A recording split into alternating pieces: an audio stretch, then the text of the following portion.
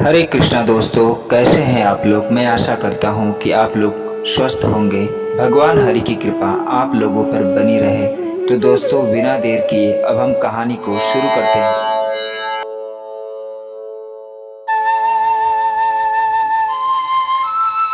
दोस्तों, महाभारत की शिक्षा हर काल में प्रासंगिक रही है। महाभारत को पढ़ने के बाद इससे हमें जो शिक्षा या सबक मिलता है उसे याद रखना भी जरूरी है। तो आओ हम जानते हैं ऐसी ही 25 तरह की शिक्षाएं जो हमें महाभारत, युगंधर और मृत्युंजय पढ़ने पर मिलती हैं। पहली शिक्षा है जीवन हो योजनाओं से भरा हुआ।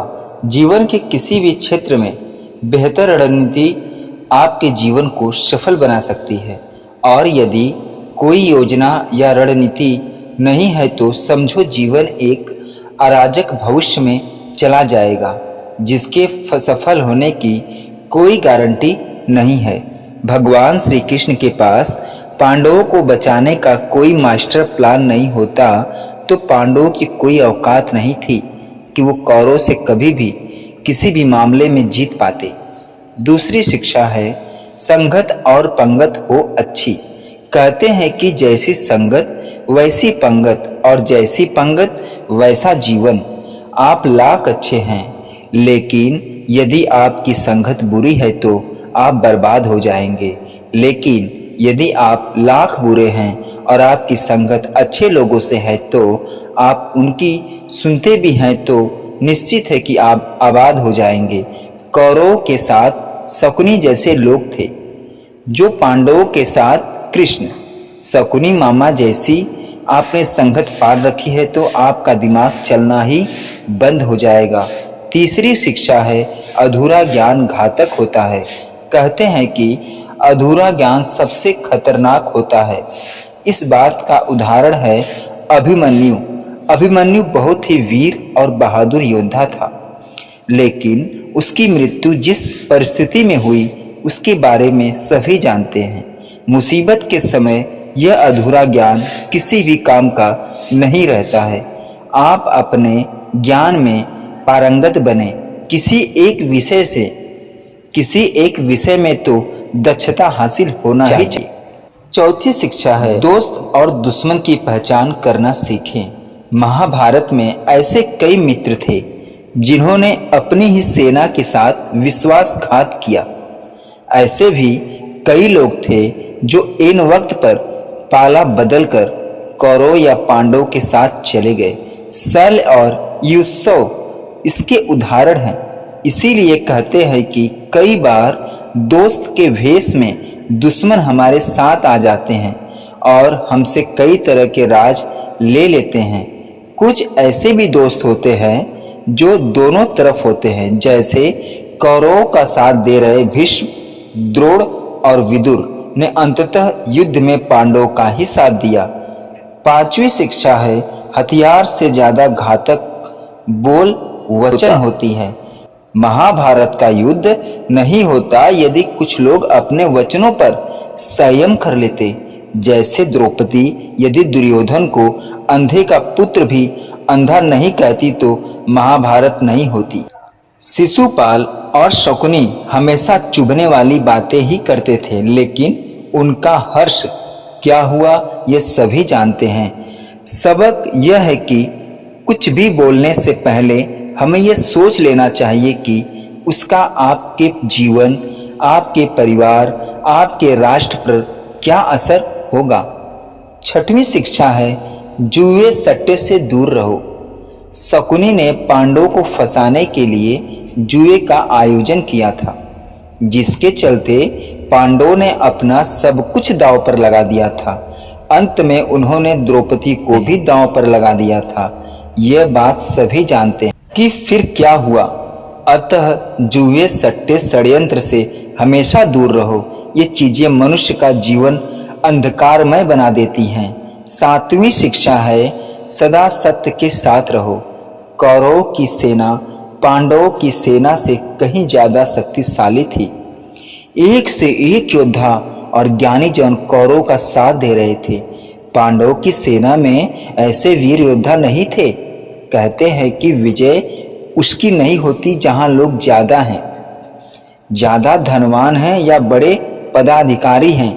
विजय हमेशा उसी की होती है जहां ईश्वर है, और ईश्वर हमेशा वही है जहां सत्य है। इसलिए सत्य का साथ कभी न छोड़ें। अंततः सत्य की ही जीत होती है। सत्य के लिए जो करना पड़े सो करे। 8वीं शिक्षा है, लड़ाई से डरने वाले मिट जाते हैं। जिंदगी एक उत्सव है, संघर्ष नहीं। लेकिन जीवन के कुछ मोर्चों पर व्यक्ति को लड़ने के लिए हमेशा तैयार रहना चाहिए। जो व्यक्ति लड़ना नहीं जानता, युद्ध उसी पर थोपा जाएगा, उसको सबसे पहले मारा जाएगा। महाभारत में पांडवों को यह बात श्री कृष्ण ने अच्छे से सिखाई थी। पांडव अपने बंधु बांधवों से लड़ना नहीं चाहते थे, लेकिन श्री कृष्ण ने समझाया कि जब किसी मसले का हल शांतिपूर्ण तरीके से नहीं होता तो फिर युद्ध की एकमात्र विकल्प बच जाता है। कायर लोग युद्ध से पीछे हटते हैं। युद्ध भूमि पर पहुंचने के बाद भी अर्जुन युद्ध नहीं करना चाहता था। तब भगवान श्री कृष्ण ने उससे कहा कि न कोई मरता है और न कोई मारता है, सभी निमित्त मात्र हैं। आत्मा अजर और अमर है, इसलिए मारने या मरने से ना डरो। 9वीं शिक्षा है, खुद नहीं बदलोगे तो समाज तुम्हें बदल देगा। जीवन में हमेशा दानी, उदार और दयालु होने से काम नहीं चलता। महाभारत में जिस तरह से कर्ण की जिंदगी में उतार चढ़ाव आए, उससे यही सीख मिलती है कि इस क्रूर दुनिया में अपना अस्तित्व बनाए रखना कितना मुश्किल है। इसलिए समय के हिसाब से बदलना जरूरी है, लेकिन वह बदलाव ही उचित है जिसमें सभी का हित हो। कर्ण ने खुद को बदलकर अपने जीवन के लक्ष्य तो हासिल कर लिया, लेकिन वे फिर भी महान नहीं बन सके, क्योंकि उन्होंने अपनी शिक्षा का उपयोग समाज से बदला लेने की भावना से किया। बदले की भावना से किया गया कोई भी कार्य आपके समाज का हित नहीं कर सकता। 10वीं शिक्षा है, शिक्षा का हमेशा सदुपयोग जरूरी है। समाज ने एक महान योद्धा कर्ण को तिरस्कृत किया था, जो सभी जानते हैं, जो समाज को बहुत कुछ दे सकता था, लेकिन समाज ने उसकी कद्र नहीं की, क्योंकि उसमें समाज को मिटाने की भावना थी। कर्ण के लिए शिक्षा का उद्देश्य समाज की सेवा करना नहीं था, अपितु वह अपने सामर्थ्य को आधार बनाकर समाज से अपने अपमान का बदला लेना चाहता था। समाज और कर्ण दोनों को ही अपने अपने द्वारा किए गए अपराध के लिए दंड मिला और आज भी मिल रहा है। कर्ण यदि यह समझ जाता कि समाज व्यक्तियों का एक जोड़ मात्र है जिसे हम लोगों ने ही बनाया है, तो संभवतः वह समाज को बदलने का प्रयास करता, न कि समाज के प्रति घृणा करता। 11वीं शिक्षा है, अच्छे दोस्तों की हमेशा कद्र करो। ईमानदार और बिना शर्त समर्थन देने वाले दोस्त भी आपका जीवन बदल सकते हैं। पांडवों के पास भगवान श्री कृष्ण थे और कौरवों के पास महान योद्धा कर्ण थे। इन दोनों ने ही दोनों पक्षों को बिना शर्त अपना पूरा साथ और सहयोग दिया था। यदि कर्ण को छल से नहीं मारा जाता तो कौरवों की जीत तय थी। पांडवों ने हमेशा श्री कृष्ण की बात को ध्यान से सुना और उस पर अमल भी किया, लेकिन दुर्योधन ने कर्ण को सिर्फ एक योद्धा समझकर उसका पांडवों की सेना के खिलाफ इस्तेमाल किया। यदि दुर्योधन कर्ण की बात मानकर कर्ण को घटोत्कच को मारने के लिए दबाव नहीं डाला होता, तो इंद्र द्वारा दिया गया जो अमोघ अस्त्र कर्ण के पास था, उससे अर्जुन मारा जाता। 12वीं शिक्षा है, भावुकता कमजोरी है। धृतराष्ट्र अपने पुत्रों को लेकर जरूरत से ज्यादा ही भावुक और आसक्त थे। यही कारण रहा कि उनका एक भी पुत्र उनके वंश में नहीं रहा। वे पुत्र मोह में भी अंधे थे। इसी तरह महाभारत में हमें ऐसे कुछ पात्र मिलते हैं जो अपनी भावुकता के कारण मूर्ख ही सिद्ध होते हैं। जरूरत से ज्यादा भावुकता कई बार इंसान को कमजोर बना देती है और वही सही गलत का फर्क नहीं पहचान पाता। कुछ ऐसा ही हुआ महाभारत में धृतराष्ट्र के साथ, जो अपने पुत्र मोह में आकर गलत का फर्क सही का फर्क भूल गए। 13वीं बात है, शिक्षा और योग्यता के लिए जुनूनी बनो। व्यक्ति के जीवन में उसके द्वारा हासिल शिक्षा और उसकी कार्य योग्यता ही काम आती है। दोनों के प्रति एकलव्य जैसा जुनून होना चाहिए, तभी वह हासिल होती है। अगर आप अपने काम के प्रति जुनूनी नहीं है तो कोई भी बाधा आपका रास्ता रोक नहीं सकती। 14वीं शिक्षा है, कर्मवान बनो। इंसान की जिंदगी जन्म और मौत के बीच की कड़ी भर है। ये जिंदगी बहुत छोटी है, कब दिन गुजर जाएंगे आपको पता भी नहीं चलेगा। इसलिए प्रत्येक दिन का भरपूर उपयोग करना चाहिए। कुछ ऐसे भी कर्म करना चाहिए जो आपके अगले जीवन की तैयारी के हों। ज़्यादा से ज़्यादा कार्य करो। घर और कार्यालय के अलावा भी ऐसे कार्य करो जिससे आपकी संतानें आपको याद रखें। गीता यही संदेश देती है कि हर पल ऐसा कार्य किया जाए जिससे जीवन सुंदर बन जाए। 15वीं शिक्षा है, अहंकार और घमंड होता है पतन के कारण। अपनी अच्छी स्थिति, बैंक बैलेंस, संपदा, सुंदर रूप और विद्वान का कभी अहंकार मत कीजिए। समय बड़ा बलवान है। धनी, ज्ञानी, शक्तिशाली पांडवों ने वनवास भोगा और अति सुंदर द्रौपदी भी उनके साथ वनों में भटकती रही। समय के खेल निराले हैं।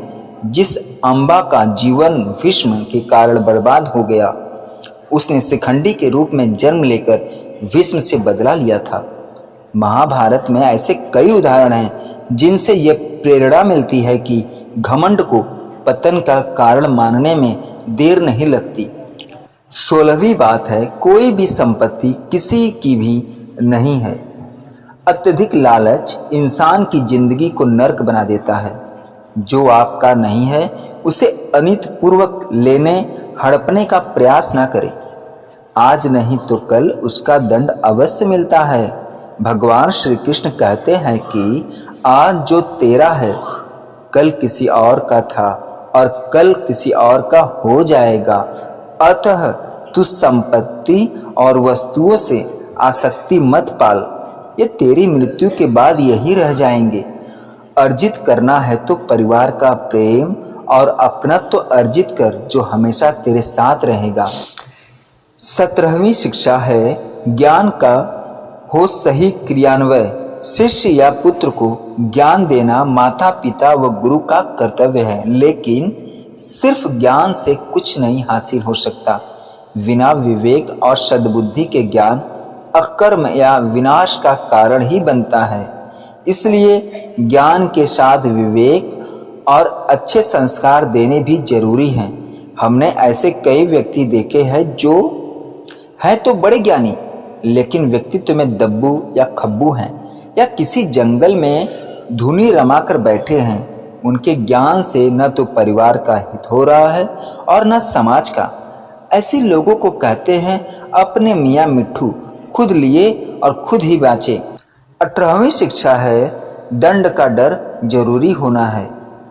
न्याय व्यवस्था वही कायम रख सकता है जो दंड को सही रूप में लागू करने की क्षमता रखता हो।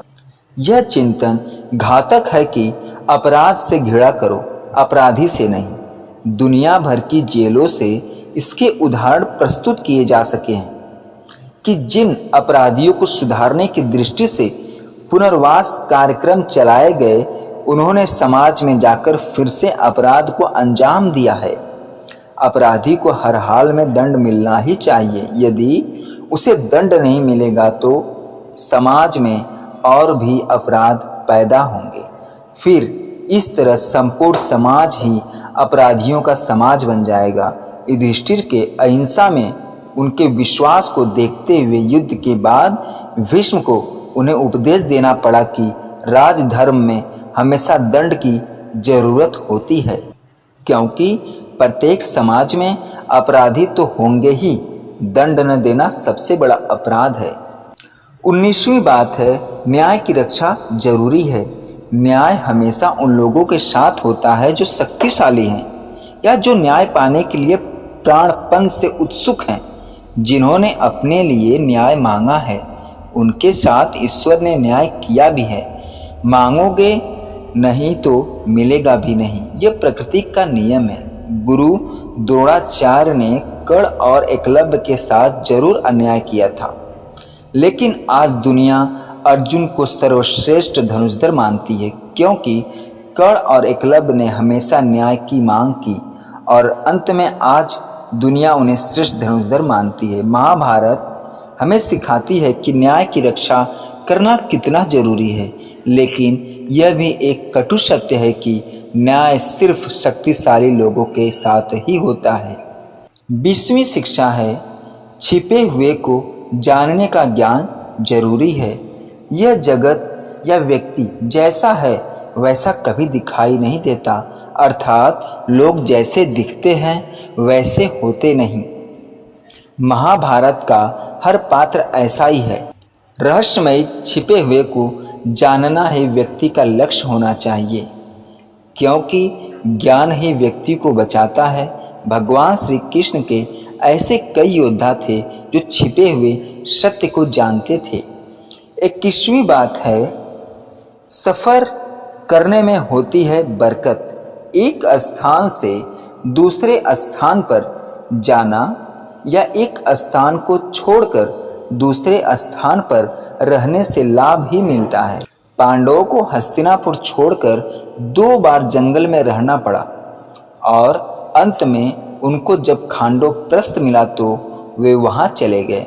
इसी तरह भगवान श्री कृष्ण को भी कई बार मथुरा को छोड़कर जाना पड़ा और अंत में वे द्वारिका में बस गए और द्वारिकाधीश बन गए। कई बार लोगों को व्यापार या नौकरी के लिए दूसरे शहर या देश में जाना होता है। 22वीं शिक्षा है, गोपनीयता और संयम जरूरी है। जीवन हो या युद्ध, सभी जगह गोपनीयता का महत्व है। यदि आप भावना में बहकर किसी को अपने जीवन के राज बताते हैं या किसी व्यक्ति या समाज विशेष पर क्रोध या कटाक्ष करते हैं तो आप कमजोर माने जाएंगे। महाभारत में ऐसे कई मौके आए जबकि नायकों ने अपने राज ऐसे व्यक्ति के समक्ष खोल दिए जो राज जानने ही आया था, जिसके चलते ऐसे लोगों को मुंह की खानी पड़ी।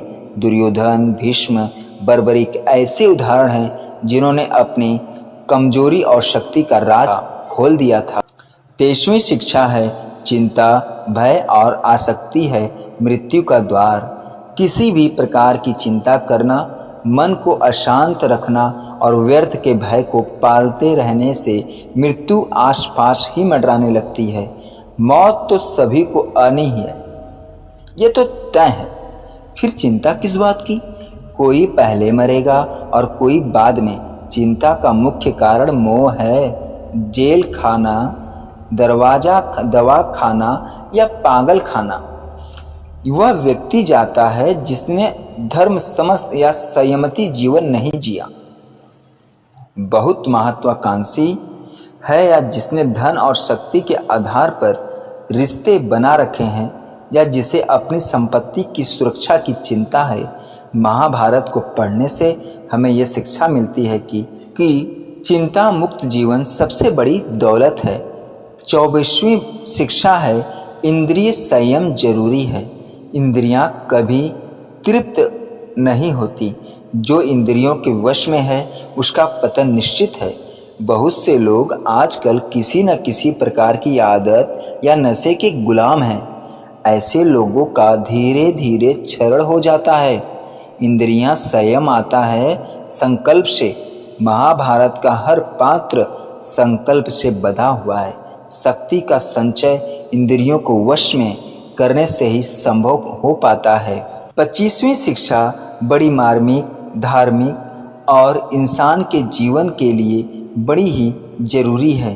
राजा या योद्धा को नहीं करना चाहिए परिणाम की चिंता। कहते हैं कि जो योद्धा या राजा युद्ध के परिणाम की चिंता करता है वह अपने जीवन और राज्य को खतरे में डाल देता है। परिणाम की चिंता करने वाला कभी भी साहसपूर्वक न तो निर्णय ले पाता है और न ही युद्ध कर पाता है। जीवन के किसी भी मोड़ पर हमारे निर्णय ही हमारा भविष्य तय करते हैं। एक बार निर्णय लेने के बाद फिर बदलने का अर्थ यह है कि आपने अच्छे से सोचकर निर्णय नहीं लिया या आपने निर्णय लेने की क्षमता ही नहीं है। तो दोस्तों, ये थी भगवान कृष्ण द्वारा बताई गई 25 शिक्षाएं जो इंसान के जीवन को बदलने की क्षमता रखती हैं। बस व्यक्ति इस शिक्षा को अपने जीवन में उतार ले। दोस्तों, ये वीडियो कैसी लगी कमेंट में ज़रूर बताइएगा। दोस्तों, अगर ये वीडियो अच्छी लगी हो तो चैनल को लाइक शेयर सब्सक्राइब जरूर कर दीजिएगा। पूरा वीडियो देखने और सुनने के लिए हमारी ओर से आपको धन्यवाद।